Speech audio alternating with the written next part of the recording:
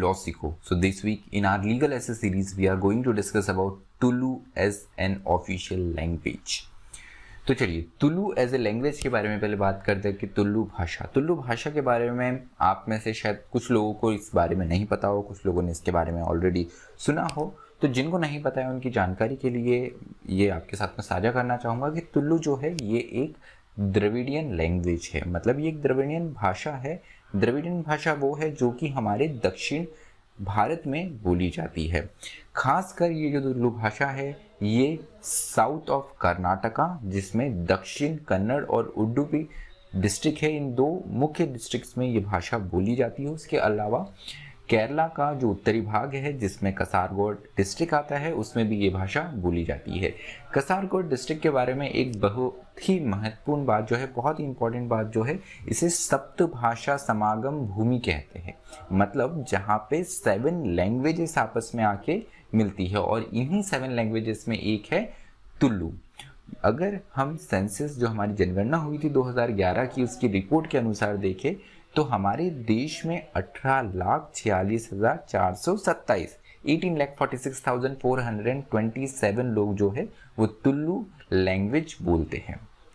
अगर रिसर्चर्स की माने तो उनका मानना ये है कि ये one of the oldest Dravidian language है. इसका हिस्ट्री जो है ये करीब 2000 ईयर्स पुराना है. उसके साथ में जो सबसे ओल्डेस्ट स्क्रिप्ट हमारे पास में है ये भी 15th सेंचुरी की है. उसके साथ में तुलु को सिर्फ हमारे देश में ही नहीं, उसके अलावा बाहर से भी तुलु को रिकॉग्निशन मिला है. जब ब्रिटिश साम्राज्य हुआ करता था, ब्रिटिश एम्पायर था, उस टाइम हमारी लैंग्वेजेस पे, हमारी कल्चर पे काफ़ी ज़्यादा रिसर्च हुई.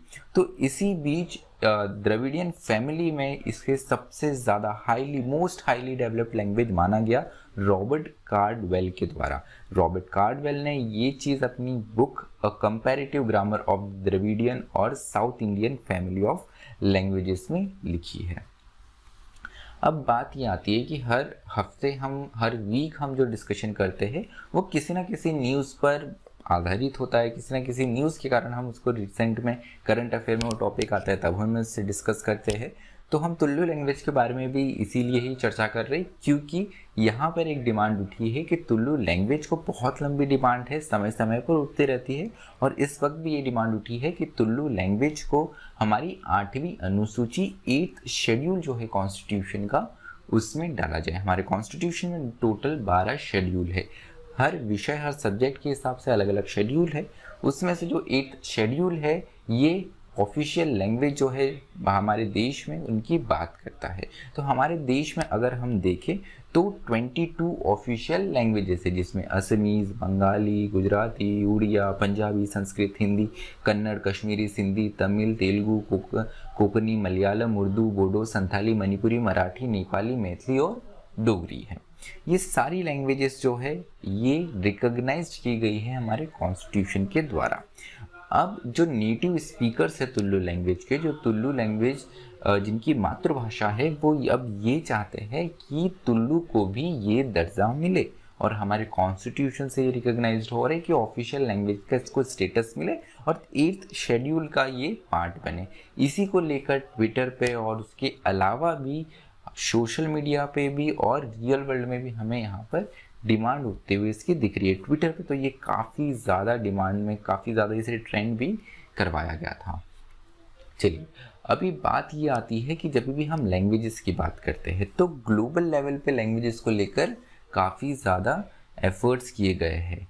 ये वालू प्रोक्लेमेशन जो है इसमें United Nation Educational Scientific Cultural Organisation, short में जिसे यूनेस्को कहते हैं, उन्होंने चंगशा चीन में 2018 में यहाँ पर ये प्रोक्लेमेशन करा. और इसका सेंट्रल रोल इस प्रोक्लेमेशन का यही था कि अलग अलग कंट्रीज़ में, अलग अलग रीजन्स में लैंग्वेज को प्रोटेक्ट करने के लिए, भाषाओं को प्रोटेक्ट करने के लिए, अनेकता बनाए रखने के लिए काम किया जाए. उसके अलावा यूनाइटेड नेशन जनरल असेंबली ने ईयर 2019 को international year of indigenous languages IYIL माना था. तो 2019 में पूरा वर्ष इस और ही ध्यान दिया गया कि कैसे हम हमारी इंडिजीनियस जो लैंग्वेजेस है, जो पुरातत्व भाषा है, जो हमारी नेटिव लैंग्वेजेस है, हम उसे बचाएं, उसे सपोर्ट करें और उसे किस तरीके से प्रमोट करें नेशनल लेवल पर, रीजनल लेवल पे और साथ ही साथ इंटरनेशनल लेवल पे। तो ये जो प्रोक्लेमेशन है, ये वाली प्रोक्लेमेशन, इसके बारे में एक संक्षिप्त में यहाँ पे जानकारी दी है। चीन में हुई थी, यूनेस्को के द्वारा बनाई गई थी और यहाँ पर लैंग्विस्टिक डाइवर्सिटी, जो भाषा का अनेकतावाद है, उसे बचाने के लिए बात की गई थी, जिससे सोशल इंक्लूजन, सामाजिक समावेशी जो हमारा लक्ष्य होता है वो पाया जा सकता है। साथ ही साथ जो नेटिव स्पीकर्स है उनमें जो एक जेंडर गैप है, सोशल इनइक्वालिटी है, उसे भी ख़त्म किया जा सके, उसके लिए प्रोक्लेमेशन की गई थी। अब हमने इंटरनेशनल लेवल पे बात कर ली, तो हमारा कॉन्स्टिट्यूशन तो कुछ तो कहता होगा इसके बारे में ज़रूर। तो हाँ, कॉन्स्टिट्यूशन का आर्टिकल 29 जो है, जो कि बात करता है protection of interest of minorities. जो माइनॉरिटीज़ है, इनके इंटरेस्ट प्रोटेक्ट करने की बात करता है आर्टिकल 29। तो इस आर्टिकल में स्पेसिफिकली दिया गया है, it states that any section of citizen residing in any part of India having a distinct language, script or culture of its own shall have the right to conserve the same। मतलब अगर आपका कोई distinct culture है, distinct language है, कोई script है आपकी, ये इसे कंजर्व करने का राइट आपको कॉन्स्टिट्यूशन देता और ये एक फंडामेंटल राइट है। उसके अलावा बात ये है कि इसकी डिमांड की जा रही कि 8th शेड्यूल में इसे लाया जाए। क्यों 8th शेड्यूल में हम इसे लाए और इससे क्या फ़ायदा होगा, क्यों जो तुल्लू स्पीकिंग पीपल है इसको 8th शेड्यूल में लाना चाहते हैं? भाषा का विकास होगा। उत्तर अगर हम बहुत संक्षिप्त में जाने तो इससे भाषा का विकास होगा। कैसे होगा? सबसे पहले साहित्य अकेडमी की तरफ से इसे रिकॉग्निशन मिल जाएगा।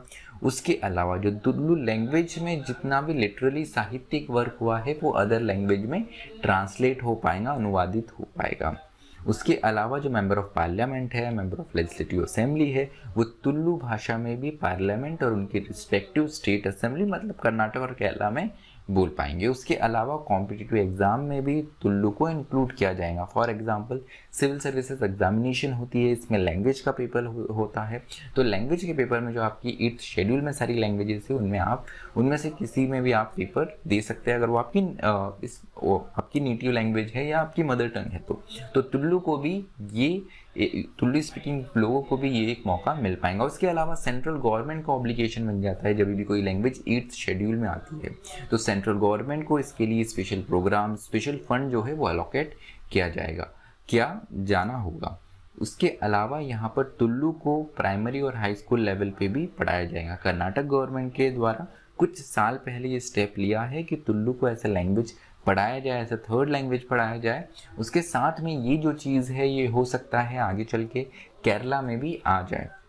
उसके अलावा जो हमारे CBSE स्कूल है उसमें भी ये ऑप्शन आएगा। तो यहाँ पर जो तुल्लू स्पीकिंग पीपल है उनके लिए काफ़ी ज़्यादा सहूलियत हो जाएंगी और यहाँ पर तुल्लू का से प्रचार प्रसार भी बढ़ेगा। फॉर एग्जांपल कोई लोग बहुत इंटरेस्टेड है लैंग्वेज को सीखने के लिए, तो स्कूल में रहते हुए भी उसे सीख सकते हैं, जिससे कहीं ना कहीं एक जो हमारा ह्यूमन रिसोर्स है उसका भी डेवलपमेंट होगा। तो बात करते हैं कि क्या तुल्लू इकलौती लैंग्वेज है जिसकी डिमांड की जा रही है 8th शेड्यूल में लाने के लिए। 8th शेड्यूल में ओरिजिनली 14 लैंग्वेजेस थी, फिर उसमें 8 लैंग्वेजेस और ऐड की गई और वो कुल मिला के कॉन्स्टिट्यूशन पास होने के बाद में 8 लैंग्वेजेस और अमेंड करके कॉन्स्टिट्यूशन को अमेंड करके ऐड की गई, 22 लैंग्वेजेस हो गई। लेकिन अभी भी अगर हम देखें तो देश के अलग अलग कोने से करीब 38 और लैंग्वेजेस है जिनकी डिमांड चल रही है कि उन्हें 8वीं अनुसूची में 8th शेड्यूल ऑफ कॉन्स्टिट्यूशन में शामिल किया जाए। उन्हीं में से एक तुल्लू है।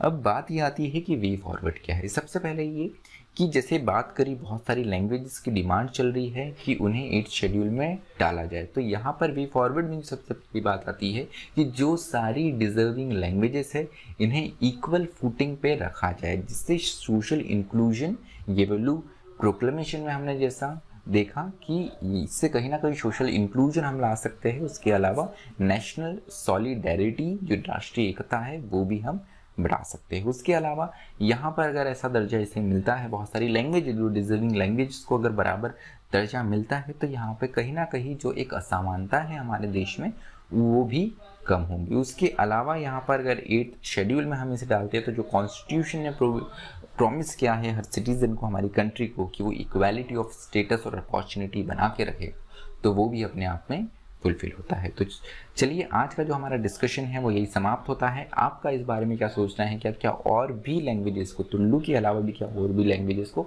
हमारे कॉन्स्टिट्यूशन का में के 8th शेड्यूल में शामिल करना चाहिए? तो चलिए आज का जो हमारा डिस्कशन है वही समाप्त होता है। मुझे सुनने के लिए आप सभी का धन्यवाद। स्टे ट्यून्ड टू लॉ सीखो।